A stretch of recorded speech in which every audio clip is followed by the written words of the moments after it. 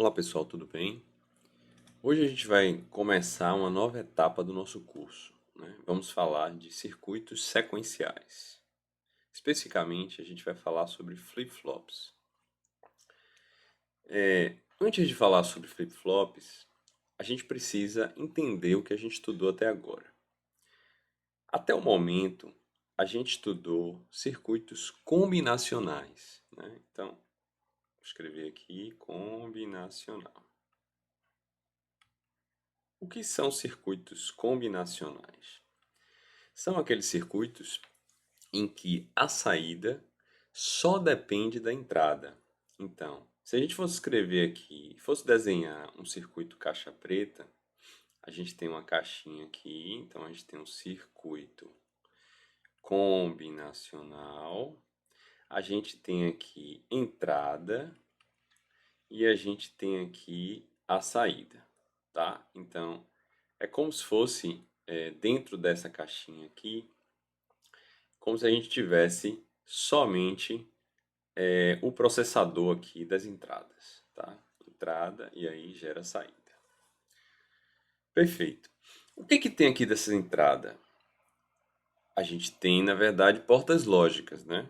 É o que a gente estudou o tempo todo aqui, inclusive a parte de simplificação de circuitos, para a gente gerar funções em que a gente consegue processar as entradas. Que funções são essas? São, na verdade, combinações de portas lógicas.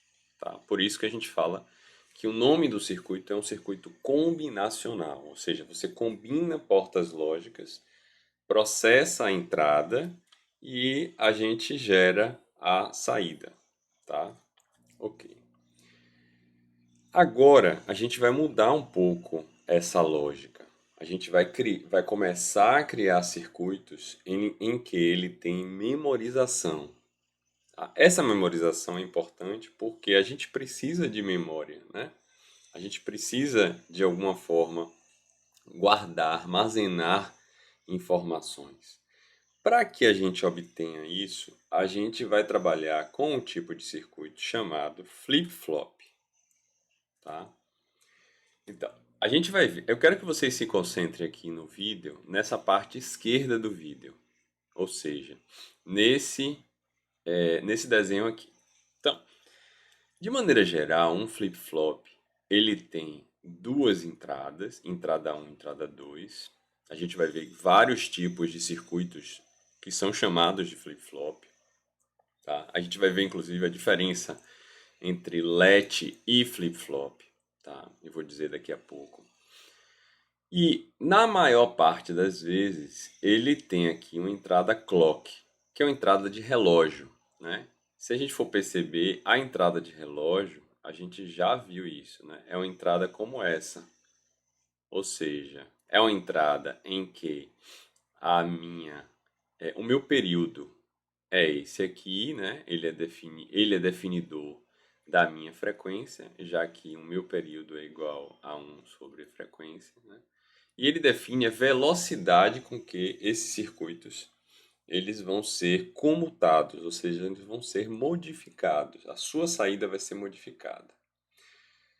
Vocês vão ver que toda entrada clock ela tem essa entradinha aqui, né, para dizer que isso aqui é uma coisa dinâmica, né? E no flip-flop a gente tem duas saídas: a saída principal chamada Q e a saída secundária chamada Q barra. Notem que, como eu estou chamando de Q e a outra de Q barra, isso significa dizer que uma vai ser o inverso da outra. E de fato, a gente sempre tem que esperar que a saída do circuito, as saídas do circuito sejam uma oposta à outra. E isso dá também um nome do flip-flop, o outro nome para o flip-flop, que é comutador biestável, né? Então, assim, por que biestável? Porque ele tem dois estados, ou ele é 0 ou ele é 1, tá?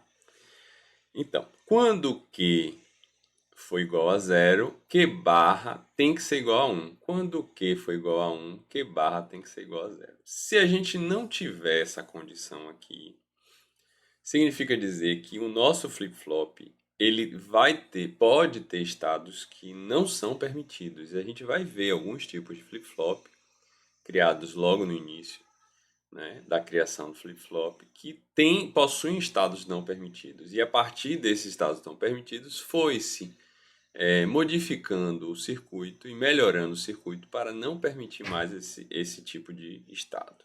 Tá? Vamos agora concentrar aqui na parte direita do vídeo.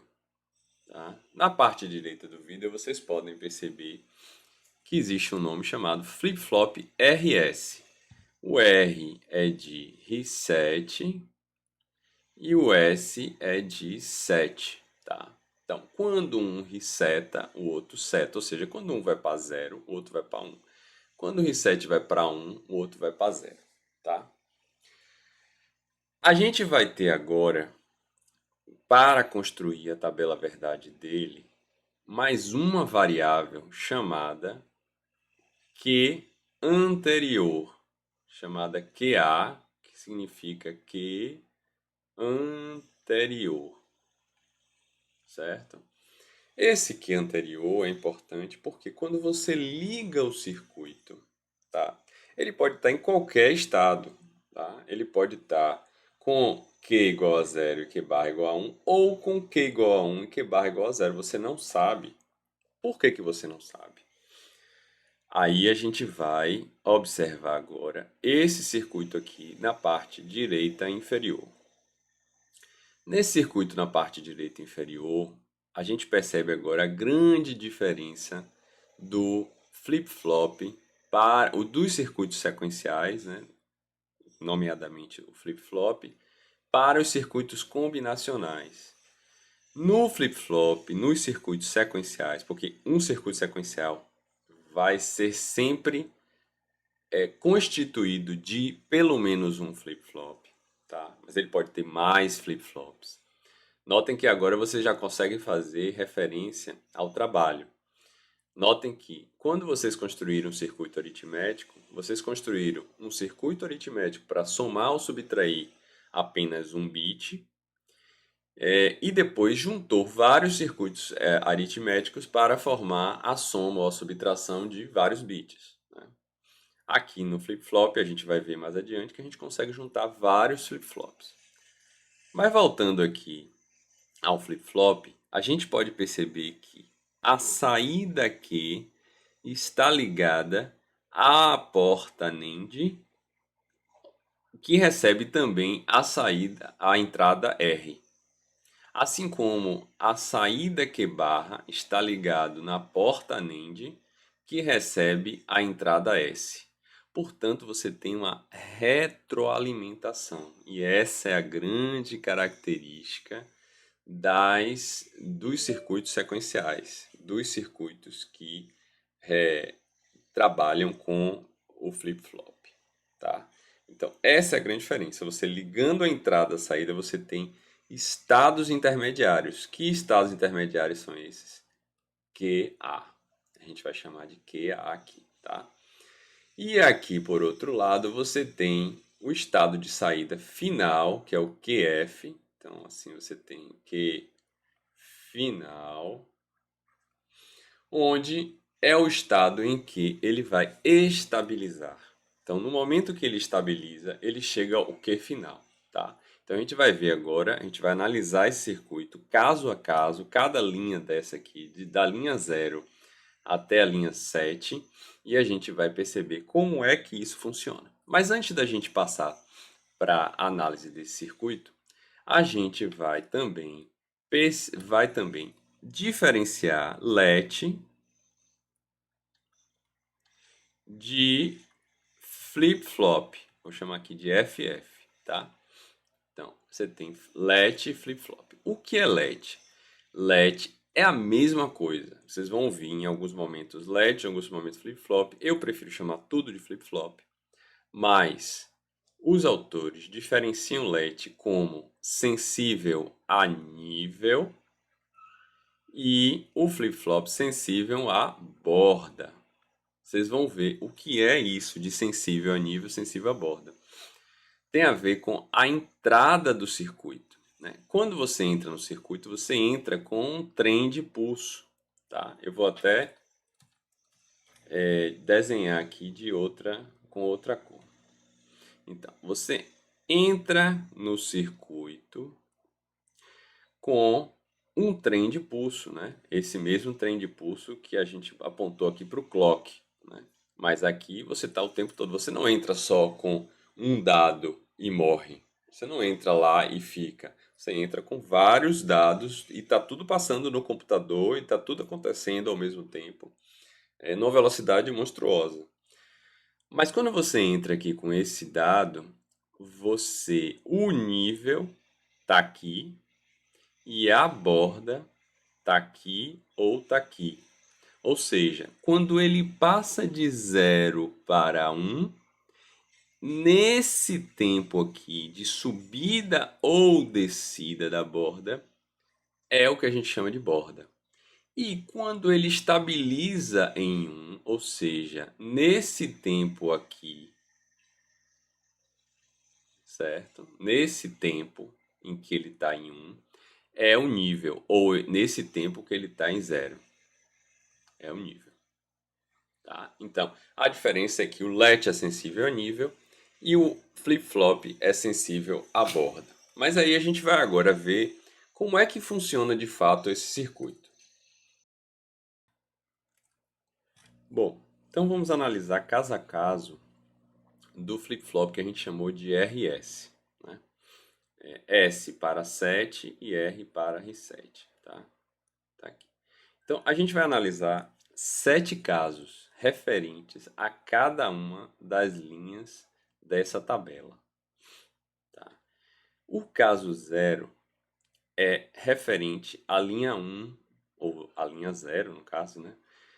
Dessa tabela verdade aqui. Então, como a gente falou antes, a gente tem o S, o R, o Q anterior, que a gente não sabe quem é. A gente tem o Q final e o Q final barrado. O Q final e o Q final barrado correspondem à saída final do circuito, que é Q e Q barra. Tá? Então, como a gente pode perceber aqui, na primeira e na segunda linha, ou seja, na linha 0 e na linha 1, a gente tem o S e o R como sendo 0 e 0. O que muda aqui é o Q anterior. O Q anterior pode ser 0 ou pode ser 1. Se ele for 0, que é o nosso caso 0 aqui, ele vai ser S0, R0, e aqui eu vou estipular o Q anterior como sendo 0. Tá? Bom, em sendo assim, a gente tem o seguinte: 0 barrado vai para 1, 0 barrado vai para 1. O 0 que está aqui, como a saída do Q está ligada à entrada do gate NAND que recebe o R, o que se tem 0 aqui, tem 0 aqui também. Então, 0 com 1 dá 0, barrado no gate NAND, né? Vai para 1. O 1 vem para cá. A gente não sabe se estabilizou ainda, portanto, a gente precisa continuar analisando o circuito para saber se ele não vai mudar essa saída aqui, Q, né? Então, veio para cá 1, 1 em 1 dá 1, barrado dá 0 e, portanto, estabilizou.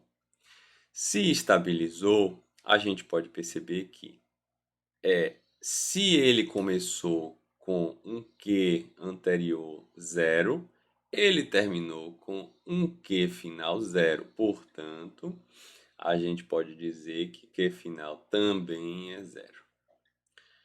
Tá? Então, vamos para agora o caso 1, que é o caso correspondente à linha 1.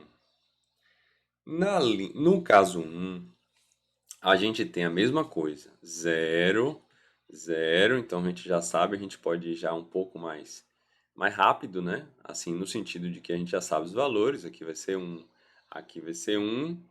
Aqui no Q, agora, eu estipulei que o Q anterior vai ser 1.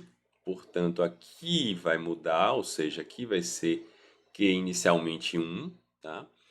E aí, esse 1 vem para cá, 1 em 1 dá 1, barrado dá 0, o 0 vem para cá, 0 em 1 dá 0, barrado dá 1. Ou seja, estabilizou. Se estabilizou, aqui fica como o 1, tá? Então, eu posso dizer que antes Q anterior a 1, o Q final passou a ser 1 agora. Se o Q final na linha 0 era 0, o Q final barrado é 1. E se o Q final é 1, o Q final barrado é 0. Portanto, eu posso dizer que isso aqui vai fixar o Q final no Q anterior, tá? Essas duas linhas, a linha 0, o caso 0 e o caso 1, eles vão fixar o Q final igual ao Q anterior. Então, se eu tiver 0, 0, o meu Q final vai continuar igual ao que estava quando eu liguei o circuito. Vamos analisar agora o caso 2. Então, o caso 2, a gente vai sempre analisar os casos, mas é interessante perceber que a gente tem sempre de 2 em 2 casos, porque eles correspondem à análise final do circuito. Então, esse caso 2 também está ligado ao caso 3, porque os dois estão 0 e 1. O que muda só é o que anterior, tá? O caso 4 e o caso 5 também é a mesma coisa, e o caso 6 e o caso 7 também é a mesma coisa. Então, no caso 2, eu tenho 0 e 1, barrado vai para 1 e vai para 0. O que anterior, no caso 2, eu fixei como 0 pela tabela verdade. E aí o 0 vem para cá, né? 0 e 0 dá 0, barrado no gate NAND vai para 1. O 1 vem para cá. 1 em 1 dá 1, barrado dá 0. Pronto, estabilizou. Se estabilizou, eu não tenho mais o que fazer. Então, o caso 2 parou aqui. Bom, vamos para o caso 3 agora, tá? Então, já falamos do caso 0, já falamos do caso 1, já falamos do caso 2. E o caso 3 está ligado ao caso 2, né? É aquela história de os dois são 0 e 1, o que muda é o que anterior. Então, no caso 3, é a mesma coisa, não muda nada, 0, 1, 1, 0, só que muda agora o meu Q anterior, ele vai para 1. Se ele vai para 1, ele vem para cá 1. 1 e 0 dá 0, barrado dá 1. Note aqui estava 0, agora foi para 1. O 1 veio para cá. Aí vem 1 e 1 dá 1. Barrado dá 0. Aí o 0 vem para cá de novo. 0 e 0 dá 0, barrado dá 1. Aqui já tinha 1. Vem para cá 1 e aí estabiliza. Note que dessa vez a gente teve um estado intermediário, né? Porque inicialmente eles estavam em 1 e 0 e eles foram para 0 e 1, até estabilizar o circuito. Estabilizando, a gente ficou com as entradas 3 e 4, né? 2 e 3, desculpe, como sendo 0 e 1. Portanto, Q final fixa em 0. Tá? Agora vamos para a análise dos casos da linha 4 e da linha 5, que são esse e esse. No caso 4, a gente começa com... Deixa eu mudar de cor aqui, para a gente não se atrapalhar. Então, eu estou nessas duas linhas aqui, né? E particularmente estou vendo essas entradas. Então, no caso 4, a gente começa com 1 e 0, vai para 0 e 1, depois do complemento, né? E aí eu tenho o Q anterior como zero, o zero vem para cá, 0 e 1 dá 0, barrado dá 1, o 1 vem para cá, 1 e 0 dá 0, barrado dá 1. 1 vem para cá, 1 e 1 dá 1, barrado dá 0, 0 vem para cá, 0 e 0 dá 0, barrado dá 1. Estabilizou. Esse também teve um estado intermediário e estabilizou em 1, 0. Portanto, quando eu entrei com 1, 0, ele foi para 1, 0 também. Tá? E no caso 5, também continua a mesma coisa. Eu entro com 1 e 0, vai para 0 e 1. Aqui o que é anterior já é 1 e 0, né? Ou seja, já está no estado estável do que foi o estado 4. E aí veio para cá 1, 1 e 1 dá 1, barrado dá 0, 0 e 0 dá 0, barrado dá 1, estabilizou. Portanto, eu posso dizer que quando eu entro 1 e 0, 1 e 0, ele fixa em 1, tá? Ok. Então, vamos agora analisar os casos 6 e 7. Nos casos 6 e 7, então, a gente já falou do caso 0, do caso 1, do caso 2, do caso 3, do caso 4, do caso 5 e estamos agora no caso 6 e 7, tá? Estamos nessa linha aqui, nessas duas linhas. No caso 6 e 7, a gente tem 6 está aqui, né? 7 está aqui. A gente tem as entradas são 1 em 1, SR 1 em 1, tá? E aí você tem a mudança do que anterior. Então vamos analisar o caso 6. O caso 6, a gente entra com 1 em 1, vai para 0 e 0. A gente tem o que anterior como sendo 0 inicialmente, né? O 0 vem para cá, 0 e 0 dá 0, barrado dá 1. 1 vem para cá, 1 e 0 dá 0, barrado dá 1. 1 veio para cá, ele vem para cá agora, 0 e 1 dá 0, barrado dá 1 e estabilizou. Só que vocês podem perceber que o circuito estabilizou com saídas iguais, tá? Essas saídas iguais não são as esperadas, tá? Vamos ver agora o caso 7. Mesma coisa, 1 em 1, 0 e 0. Agora o meu que anterior começa com 1. 1 vem para cá, 0 e 1 dá 0, barrado dá 1. 1 em 1 vem para cá, 0 e 1 dá 0, barrado dá 1, estabiliza. Também estabilizou com saídas iguais, igual ao caso 6. Então, a gente pode dizer que esse estado de coisas, né, esse estado onde as entradas SR são 1 em 1, é não permitido. Então, a partir dessa tabela aqui, a gente vai construir agora a tabela final do SR. Então, a tabela final do SR vai ser, quando eu tiver 0 e 0, eu vou ter Q anterior. Se o Q anterior dá 0, ele vai ser 0. Se o Q anterior a 1, ele vai ser 1. Mas eu tenho um Q anterior. Quando eu tiver 0 e 1, que esses são os estados mais legais, é 0 e 1 e 1, 0, ou seja, esse estado aqui, eu vou ter 0 e 1 vai ser 0, ou seja, quando eu tiver o S em 0, o meu Q final é 0. Quando eu tiver o S em 1, o meu Q final é 1, desde que o meu R seja o oposto do meu S. E quando eu tiver 1 em 1, eu tenho um estado que é não permitido. Então agora vocês conseguem entender bem como é que funciona o SR. A gente tem praticamente 3 estados permitidos e um não permitido.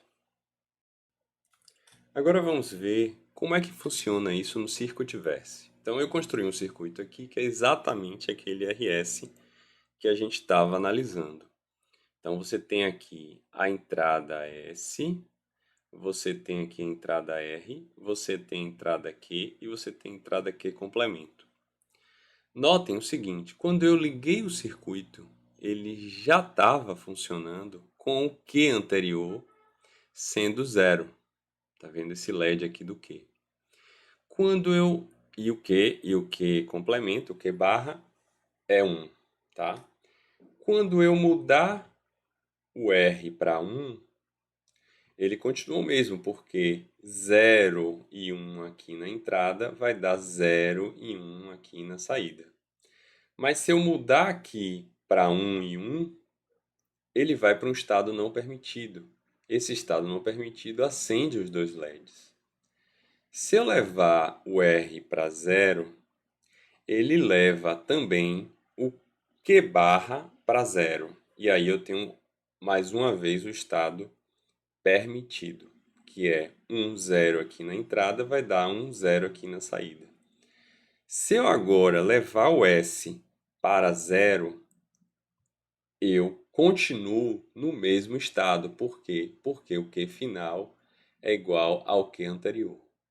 Então agora vocês percebem na prática, né, toda aquela análise de circuito que fizemos na teoria, ok? Bom, agora a gente vai ver um outro tipo de flip-flop, que é o flip-flop RS com clock, né? Aqui ele não muda muito em relação ao flip-flop RS, ele vai se transformar, na verdade, num flip-flop que vai funcionar com um clock, e quando esse clock ele tiver zero, ele vai funcionar como sendo o que anterior, né? Ele vai trancar o flip-flop, ele vai funcionar como um circuito de armazenamento. Então, eu levo o clock para zero e, portanto, eu permito que o meu estado final seja igual ao meu estado anterior, ao meu estado que estava antes, tá? Então, eu faço um armazenamento. Então, nesse momento, se eu tivesse num circuito de memória, eu poderia habilitar a leitura do meu dado de memória. No momento que ele vai para 1, ele vai agora, o circuito vai funcionar como o RS que a gente vem estudando até agora, até o momento nessa aula, tá? Então, a única coisa que muda é que eu vou entrar com um clock, certo? Com uma porta NAND, para que eu possa fazer o produto do clock com o S e do produto do clock com o R, e eu tenho aqui um inversor, certo? Em cada uma das portas. Quando eu tiver, vou até mudar de cor aqui para a gente entender melhor. Quando eu tiver o zero aqui, certo? Basta ter zero para eu fixar em 1. Se eu fixo em 1, eu não mudo esses dois gates NANDs aqui. E, portanto, eu vou permitir que o meu Q final seja igual ao Q anterior, tá? E aqui vai ser o oposto. Pronto. Quando eu, por outro lado, deixa eu apagar agora aqui, tá? Se eu apagar, e vamos agora analisar o clock como sendo 1. Se o clock é 1, eu não mexo no meu circuito, tá? 1 vai depender do que for o S e do que for o R, tá? Então, S vem para cá, o R vem para cá, né? Na verdade, é o oposto, é o S barra e o R barra, né? Já que a gente tem aqui o nosso inversor no gate NAND.